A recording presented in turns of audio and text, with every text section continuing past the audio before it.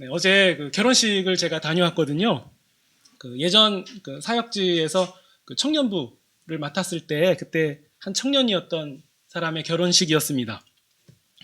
주례자가 없는 이 결혼식은 제가 직접 본 건 처음이었는데 그 예식장 직원으로 보이는 사회자가 그 성혼 선언을 하더라고요. 이제 부부가 되었음을 선언합니다 하는데 좀 이상하더라고요.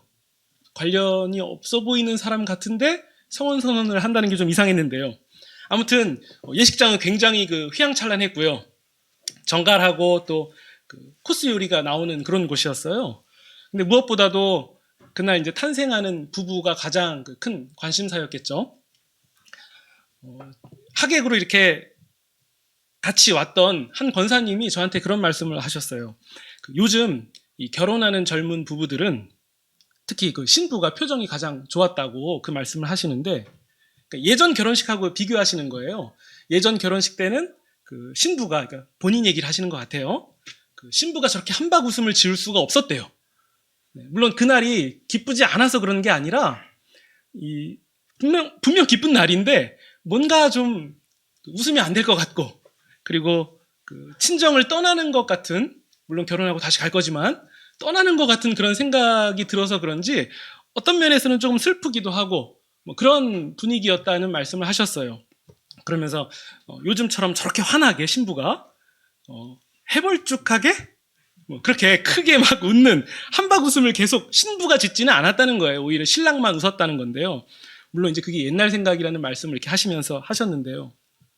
아무튼 요점은 신랑 신부가 행복하게 웃으면서 축가도, 신랑이 이제 깜짝 축가도 하고 영원히 사랑한다고, 영원히 지켜주겠다고 서약도 하고. 근데 서약을 제가 볼 때는 좀 남발하더라고요.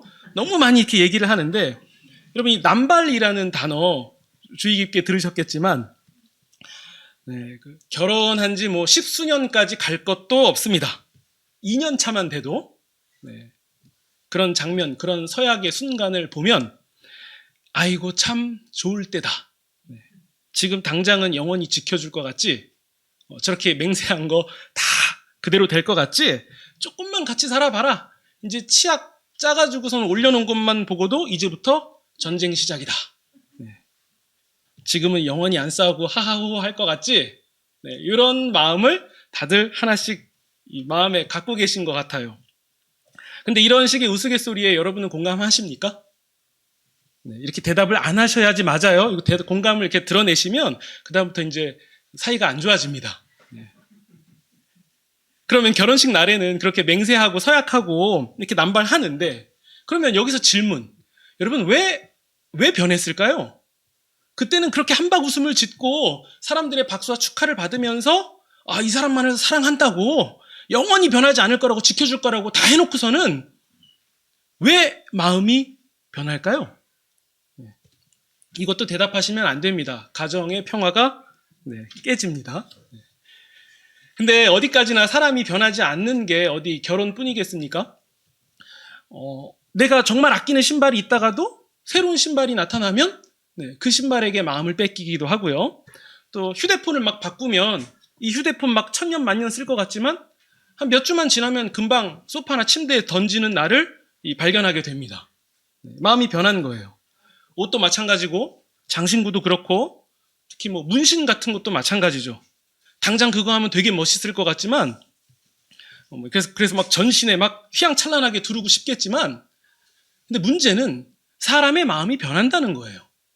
그땐 그게 멋있어 보일지 몰라도 이게 바꾸고 싶거든요. 근데 그때 수정이 안 되면 이게 참 곤란한 상황이 됩니다.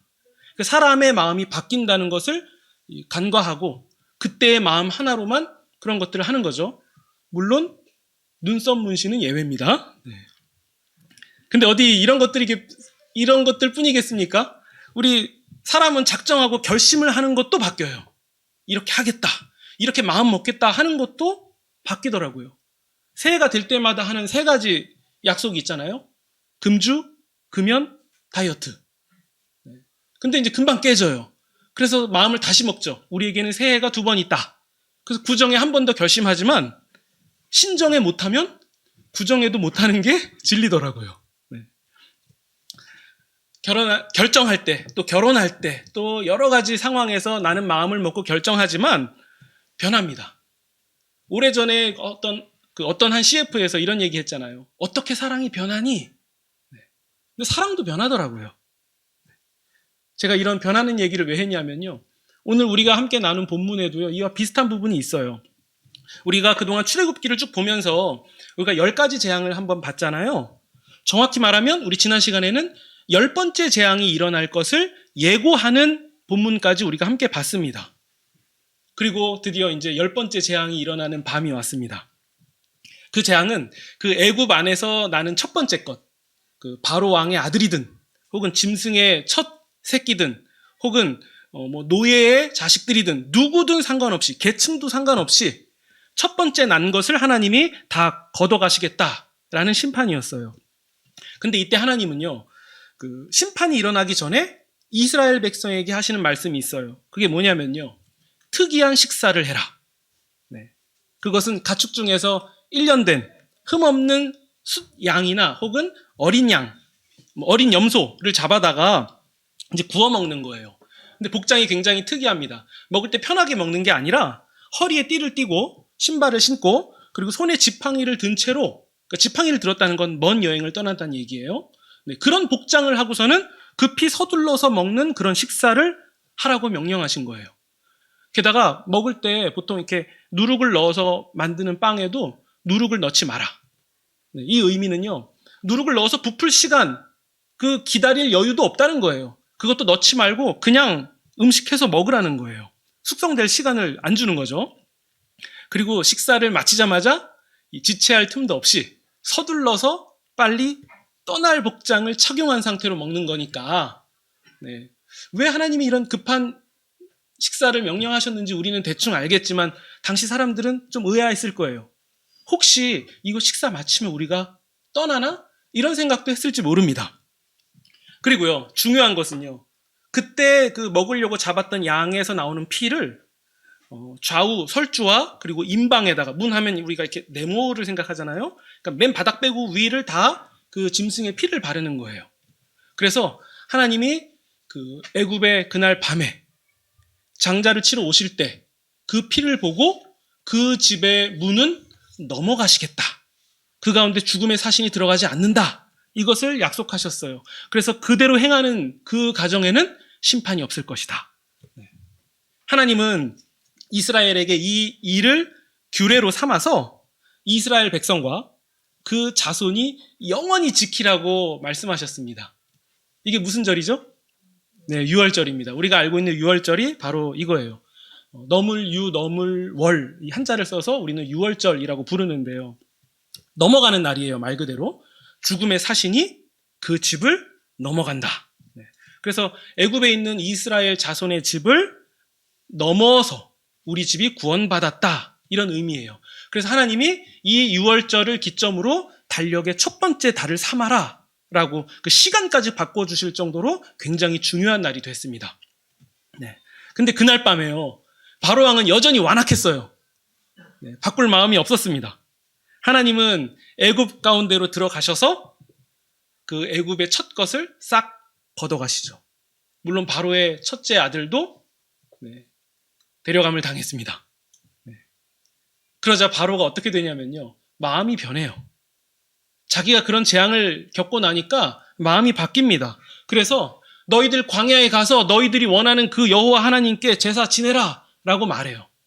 그전에는 요청을 그렇게 무시하고 안 된다라고 하다가 자기가 심판을 겪고 나니까, 정말 하나님이 여호와 하나님이구나, 니들 나가라, 꼴도 보기 싫었을 거예요. 그래서 마음을 바꿔서 이제 이스라엘 백성이 나가게 됩니다. 이제 이스라엘 백성은 정말 말 그대로 애굽을 나오게 돼요. 그래서 라암셋을 지나서 숫곳을 지나서 에담이라는 곳에 가서 이제 장막을 칩니다. 그때 하나님이 구름 기둥과 불 기둥을 보내주셔서 그 광야의 추운 밤에는 따뜻함으로, 그리고 해가 쨍쨍할 때에는 구름으로 막아주셔서 이스라엘 백성을 보호해 주셨습니다. 그리고 나서 이제 비하히롯이라는 곳으로 이동할 때예요. 그때가 이제 우리가 읽은 본문에 나오는 배경입니다. 5절에 보시면요, 이스라엘 백성이 탈출했다는 소식을 바로 왕이 막상 듣고 나니까 바로의 상태가 어떻게 됩니까? 마음이 변하여. 마음이 또 변했어요. 막상 너희들 나가서 너희들 신 섬겨 하고 내보냈는데 그 이스라엘 백성이 나간 걸 보니까 마음이 변하는 거예요. 이유는 하나였죠. 그동안 우리가 노예로 잘 부렸는데 저렇게 나가면 이제 우리는 누구를 부리나? 이거 안 되겠다. 다시 잡아오자. 마음이 바뀐 거예요. 그래서 바로가 병거를 갖추고 군대를 이끌고 이스라엘 백성을 추격합니다. 우리 8절을 보시면요. 여기에도 우리가 지난번에 함께 나눴던 표현이 나오는데요. 하나님이 바로의 마음을 완악하게 하셨다.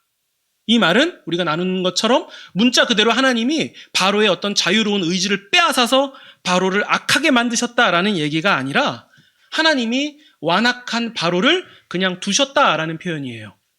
그런데 하나님이 완악하게 하셨다라는 표현을 통해서 이 성경 저자가 전달하려고 하는 바는 바로의 완악함마저도 하나님의 주권 아래에 있는 일이다. 그러니까 바로가 아무리 완악해도 이스라엘 백성, 하나님의 자녀들은 놀랄 일이 아니야. 저렇게 완악한 것도 하나님의 통치와 주권 아래에서 일어나는 일이야. 우리는 그저 하나님만 바라보면 돼. 이 의도를 가지고 이런 표현을 쓰는 거예요. 바로가 완악한 것을 그냥 두셨다. 근데 이때 출애굽 10번째 재앙, 특히 이 한편으로는 이스라엘 백성 입장에서는 어땠을까요? 애굽은 두려웠을 거예요. 하나씩 죽어가는 것을 보면서 굉장한 두려움을 느꼈을 거예요. 근데 이스라엘 백성은 어땠을까요? 우리에게는 아무 일도 안 일어나네. 우리는 그 급한 식사를 하고 하나님이 하라는 대로 양의 피를 설주와 임방에 발라놓으니까 정말 우리에게는 아무 일도 안 일어나네? 와, 하나님이 진짜 우리 구원하셨구나. 진짜 우리와 함께 하시네? 뭐가 있네? 우리는 다르네? 우리는 구별됐네? 이것을 느꼈을 거예요. 정말 눈으로 보고 피부로 체감했을 겁니다. 모세가 처음 이스라엘 백성에게 가서 이런 얘기를 했어요. 하나님이 여러분을 돌아보셨습니다. 하나님이 여러분을 이 애굽 땅에서, 이 노예 생활에서 벗어나게 하실 겁니다. 이 말을 들었을 때 이스라엘 백성은 이렇게 고백을 했어요. 하나님이 우리를 버리신 게 아니야. 우리를 돌아보셨어. 마음에 굉장한 기쁨이 넘쳤습니다. 근데요, 모세가 바로 왕에게 가서 우리 백성이 광야로 가서 하나님께 제사 지내게 해주세요 라고 바로에게 요구를 하니까 바로가 어떻게 합니까? 너희들이 시간이 남으니까 지금 그런 얘기하냐?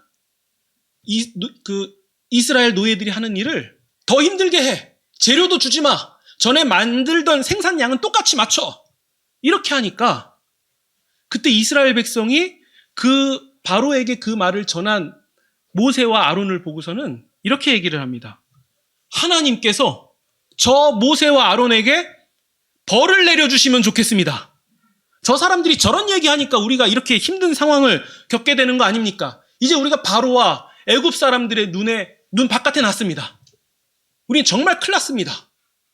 근데 여러분, 불과 모세가 말하기 전에만 해도 하나님이 우리를 돌아보셨다고, 우리를 구원하셨다고 이렇게 얘기했잖아요. 근데 상황이 달라지니까, 자기 앞에 펼쳐지는 일들이 다르게 보이니까 마음도 변한 거예요. 하나님이 모세와 아론을 벌 주시기를 원합니다. 완전히 돌아서 버리죠. 하지만 하나님은요, 이스라엘 백성이 그렇게 얘기하는 것과 다르게 하나님의 구원을 진행해 가십니다. 하나님의 의지대로 모든 일을 이끌고 가셨어요. 10가지 재앙이 순서대로 일어납니다. 두 번째 재앙인 개구리 재앙이 일어나니까, 개구리가 온 지역에 들끓으니까 바로 왕이 그걸 보고 마음을 바꿔요. 개구리가 좀 떠나가게 해달라. 못 견디겠다. 너희들이 원하는 그 신에게 가서 제사 드려라. 개구리 좀 떠나게 해달라. 바로가 개구리 재앙을 보니까 마음을 바꿔요. 그래서 모세가 개구리가 다 떠나게 합니다. 물론 하나님께서 그렇게 모세를 통해서 하셨죠. 그러자 바로는 개구리가 떠난 걸 보니까 마음을 바꿔요. 못 가, 너희들은 안 돼. 그러자 다시 파리가 들끓는 재앙이 일어납니다. 바로가 마음을 또 바꿔요. 여호와 하나님께 가서 제사 지내래요. 너희의 신께 제사 지내라. 그래서 모세가 또 여호와 하나님의 힘을 빌어서 파리를 다 떠나가게 합니다. 그러자 바로가 마음을 또 바꿔요. 너희들 못 가. 안 돼. 내 노예 생활 계속해야 돼. 나중에 우박이 떨어질 때 바로가 말합니다. 내가 진짜 잘못한 것을 이제는 깨달았다. 내가 정말 잘못했구나. 하나님이 오르셨고 나와 내 백성, 내 애굽 백성이 나빴다. 근데 또 재앙이 사라지니까 다시 마음이 바뀌는 것을 바로가 계속 반복합니다. 메뚜기 재앙 때도 그랬고 흑암 재앙 때도 그랬어요. 바로는 계속 마음을 이랬다 저랬다. 하나님 섬겨라. 안 된다. 이것을 계속 반복했습니다. 그리고 이제 드디어 장자 죽는 재앙이 임했죠. 그제서야 바로는 두 손 두 발을 다 들었습니다. 나가라. 너희들 나가라. 이제 니들이 원하는 대로 해라. 나가라. 그리고서 우리가 읽은 본문이 나오는 거예요. 바로는 이스라엘 백성이 탈출했다라는 소식을 듣고 어떻게 합니까? 마음을 또 바꿔요. 잡아와야겠다. 그래서 군대를 이끌고 갑니다. 네. 우리가 보는 바로는 이랬다가 저랬다가 마음을 계속 바꿔요. 그러면 여러분, 이스라엘 백성은 어떻습니까? 바로는 그렇다고 쳐요. 그럼 이스라엘 백성은 어때요? 이스라엘 백성도 크게 다를 바가 없어요. 아, 하나님이 우리를 돌아보셨다. 하나님이 우리를 구원하신다. 다 됐다. 됐다. 근데 상황이 바뀌니까 뭐라 그러죠? 모세와 아론을 심판하시기를 원합니다. 우리가 저 괜한 일 때문에 우리가 이렇게 됐잖아요. 그러더니 재앙 가운데 하나님이 이스라엘 백성을 구별하셔서 그들을 지키시고 보호하시는 것을 봤을 때는 이스라엘 백성이 어떻게 했을까요? 아, 하나님이 우리를 돌보신다. 하나님이 우리와 함께 하신다고. 아, 우리는 선택받은 백성들이다. 와, 이런 마음 아니었을까요? 애굽 쪽에는 장자들이 죽어서 난리가 났는데 우리 쪽에는 아무 일도 없어요. 오히려 우리가 탈출한다고 하니까 애굽 사람이 금과 은과 폐물을 가져다가 줘요. 와, 하나님 살아계시네. 와, 하나님이 역사하신다. 우리와 함께 하신다. 그런데 이스라엘 군대가 무슨 소리가 들리는 거예요. 이스라엘 군대가 아니라 이스라엘 백성이 무슨 소리가 들리는 거예요. 돌아보니까 저 뒤에서 바로와 군대가 따라오고 있어요. 그러자 이스라엘 백성이 어떻게 합니까? 11절 보시면요. 애굽에 매장지가 없냐? 애굽에 우리 묘지가 없냐? 모세, 당신이 우리를 왜 이 광야에서 죽게 한 거냐? 왜 우리를 이집트에 끌어내서 이 꼴을 당하게 하냐? 12절.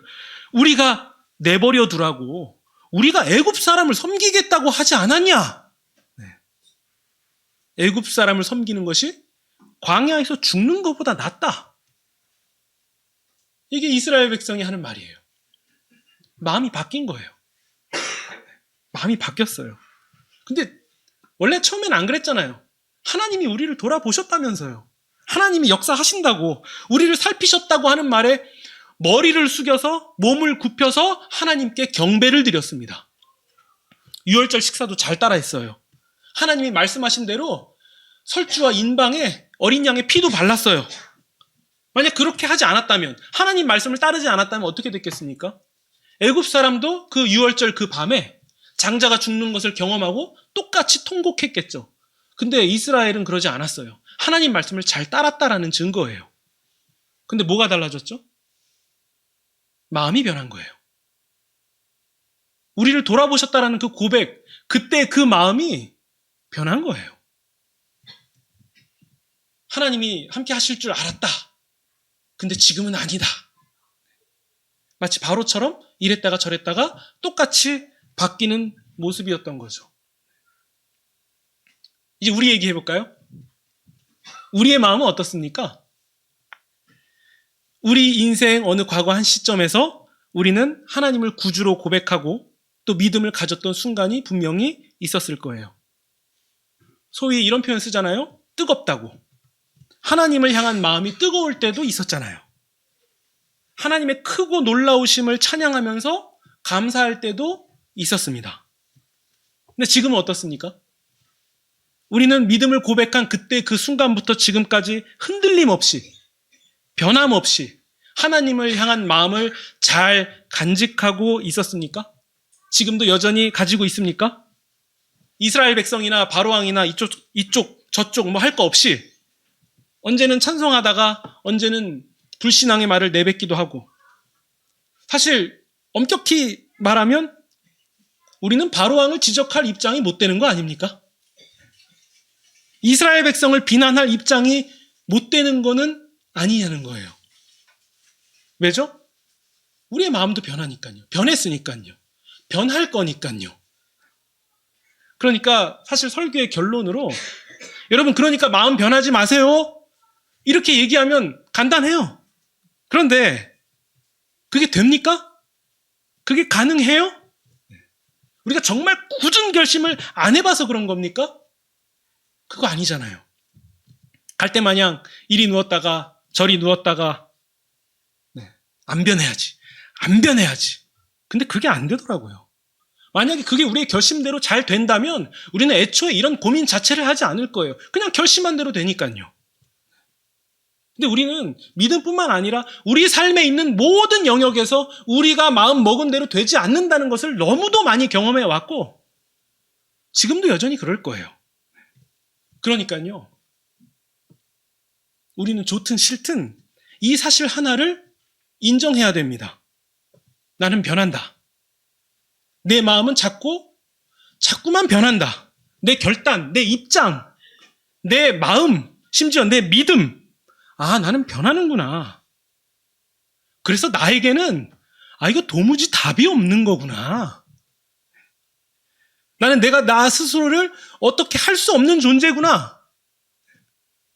언제라도 나는 하나님을 믿는다라고 고백하면서 금방 상황 바뀌면 금방 뭐가 달라지면 이걸 확 뒤집을 수 있는 존재구나. 아, 그게 나구나. 이것을 받아들이는 것이 매우 중요합니다. 왜죠? 왜 이 원치 않는 사실을 받아들이는 게 중요하죠?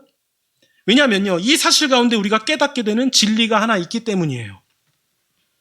나의 구원은 오직 하나님으로만 된다. 나는 도무지 답이 없다. 나의 능력, 나의 스스로의 힘으로는 안 되는 거다. 절대 안 되는 거다. 믿음조차도 나는 안 되는 거다. 하나님이 내 인생에 개입하셔서 하는 게 아니라면 나는 안 된다. 나는 안 된다. 이것을 깨닫는 게 정말 중요한 거예요. 우리는 이 진리를 밝히 보기 때문입니다. 그래서 나에게는 도무지 답이 없다. 나는 안 된다. 나는 변한다. 이것을 그냥 있는 그대로 받아들이시는 게 중요하다는 거예요. 저 사람 믿음 좋다고요? 아, 저 사람은 굉장히 뜨겁다고요? 항상 승승장구하는 것 같다고요? 아니에요. 그 사람들 그렇게 부러워할 필요 없습니다. 모든 사람은 다 변하는 거예요. 우리는요, 애초에 하나님이 우리에게 심어주신 믿음조차도 우리는 유지할 만한 실력, 수준 이런 거 없습니다. 믿음이 애초부터 우리에게서부터 시작되는 거라면, 우리에게 그럴 힘이 있다면, 우리는 그런 고민하지 않죠. 애초부터 고민 자체가 되지 않죠. 그러니까 지금 내가 절실한 믿음이 있다 해도 우리는 방심하면 안 됩니다. 나는 변해요. 반드시 변합니다. 목사가 되면 안 변합니까? 아니에요. 여러분, 목사들이 넘어지는 거 많이 보셨잖아요. 그 목사라는 것이 믿음을 지켜주지 않아요. 그냥 기능일 뿐이에요. 하나님 손을 떠나면 그것은 죄악으로 달려가는 길이에요. 목사든 누구든 다 똑같습니다. 하나님이 우리에게 개입하셔서 하나님의 그 의지대로 우리를 좌지우지하지 않으시면 우리에겐 도무지 답이 없는 거예요.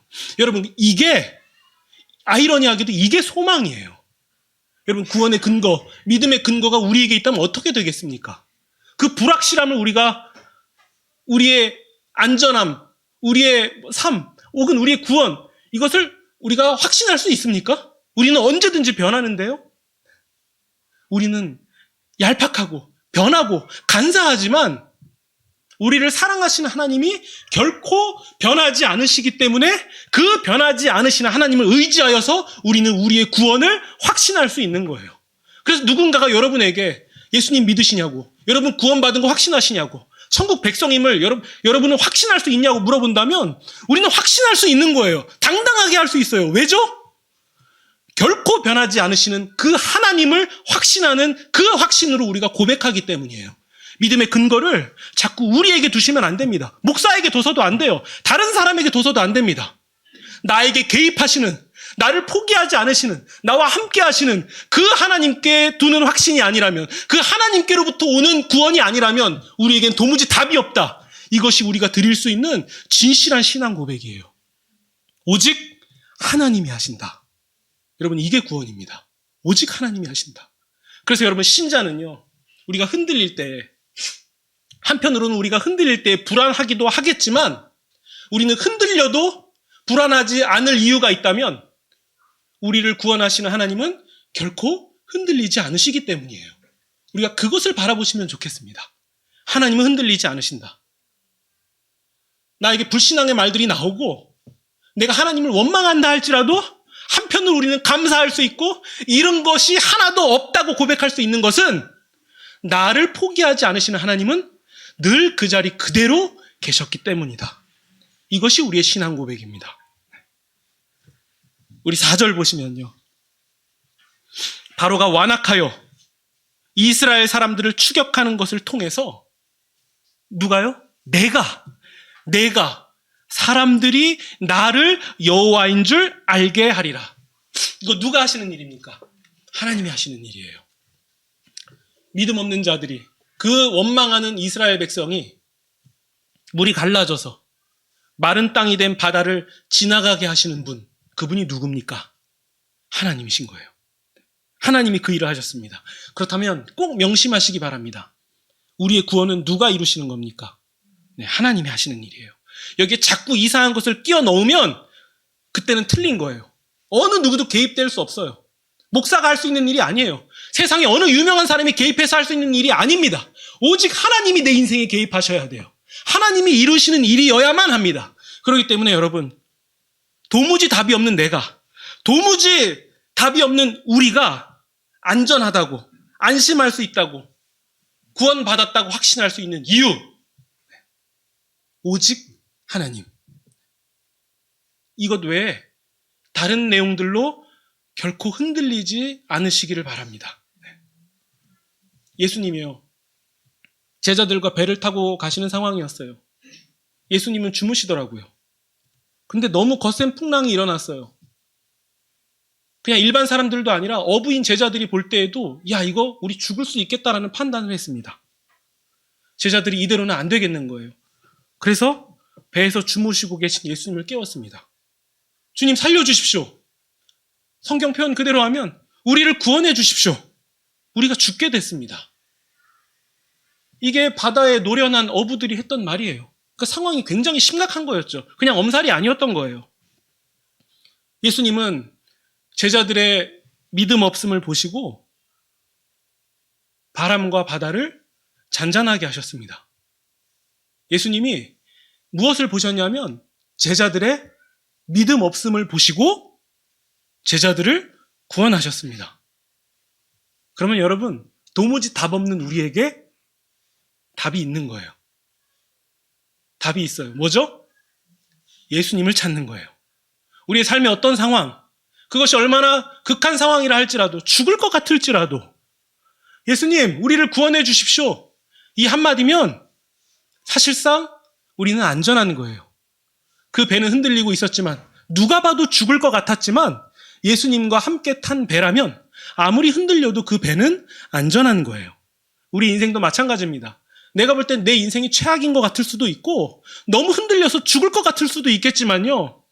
맞아요. 그 느낌은 맞는 것 같아요. 판단도 옳은 것 같아요. 그러나 주님과 함께라면 그 사람은 이 세상에서 가장 안전한 사람이에요. 그러니까 너무 힘들면 주님께 원망도 하시면 좋겠어요. 볼멘소리도 우리 주님께 하시면 좋겠습니다. 그럴 때 결국 우리는 우리가 가장 안전한 사람이었음을 깨닫게 될 것입니다. 딱 한 가지만 더 말씀드리고 말씀을 정리하겠습니다. 모세를 찾아오신 하나님께 모세는 이렇게 얘기했습니다. 하나님, 제가 뭔데요? 제가 뭔데 감히 뭘 할 수 있겠습니까? 저는 말을 못해요. 입이 뻣뻣해요. 혀가 둔합니다. 아니, 주님, 좀 보낼 만한 자를 보내세요. 이거 너무 불신앙 아닙니까? 주님 판단이 틀렸다는 얘기예요. 보낼 만한 자를 보내세요. 그리고 하나님이 하라는 대로 하니까 뭐가 자꾸 틀어지니까 이렇게 얘기합니다. 아니, 왜 나를 이리로 보내셨습니까? 이렇게 틀어질 일 보이실 거면 왜 나를 이리로 보내십니까? 다시 말하자면 저는 입이 둔합니다. 이게 모세의 말이었어요. 근데 모세가 이런 말을 할 때마다 하나님은 어떻게 하십니까? 격려하고 설득하시고 달래시고, 그래서 모세가 할 수 있도록 이끌어주세요. 어떻게 보면 하나님이 능력이 없는 것처럼 보여요. 아니, 굳이 저런 것 하고 해야 되나? 굳이 저런 모세와 같이 가야 되나? 이런 생각이 들 정도로 하나님이 설득하시고 달래시고, 내가 있잖아, 해줄게. 자꾸 이렇게 인도하고 가십니다. 근데 그런 모세가 마음이 변하더라고요. 애굽에 매장지가 없냐면 원망하는 이스라엘 백성에게 이렇게 말합니다. 13절이에요. 너희는 두려워하지 말고 가만히 서서 여호와께서 오늘 너희를 위하여 행하시는 구원을 봐라. 너희가 본 애굽 사람을 영원히 다시 보지 않게 될 것이다. 14절입니다. 여호와께서 너희를 위하여 싸우시리니 너희는 가만히 있을지니라. 너희는 잠잠히 있어서 여호와 하나님이 구원을 베푸시는 그 일을 목도하게 될 것이다. 너희들이 할 일은 하나도 없다. 여호와께서 하실 일이다. 여러분, 모세가 변했습니다. 물론 이후에 또 흔들리기도 하지만요, 가장 위기의 순간에, 출애굽의 가장 절정의 순간에 모세가 달라졌음을 확인할 수 있습니다. 여호와께서 오늘 너희에게 행하시는 구원을 봐라. 그렇다면 우리도 이렇게 고백하시면 좋겠습니다. 하나님, 저도 설득해 주시고, 저도 좀 달래주시고, 저도 격려해 주세요. 부디 저를 포기하지 말아 주십시오. 하나님이 허락하신 이 믿음의 삶의 여정을 끝까지 걸어갈 수 있도록 제가 하는 것이 아니라 하나님이 도와주십시오. 저는 흔들리지만, 저는 변하지만 결코 흔들리지 않는 주님을 바라보게 해주십시오. 저의 믿음을 지켜주십시오. 주님께서는 믿음이 적은 자야 라고 야단치실지도 모르지만 그 주님과 한 배를 탄 자는 다 된 겁니다. 안전합니다. 우리 빌립보서에 이런 말씀이 있습니다. 아무것도 염려하지 말고 다만 모든 일에 기도와 간구로 너희 구할 것을 감사함으로 하나님께 아뢰라. 그리하면 모든 지각에 뛰어난 하나님의 평강이 그리스도 예수 안에서 너희 마음과 생각을 지키시리라. 이 말씀이 우리의 믿음의 고백이 되시기를 소망합니다. 그래서 이 은혜 가운데 주어진 한 주를 흔들림 없이 전진하시는 저와 여러분이 되시기를 주님의 이름으로 축원드립니다.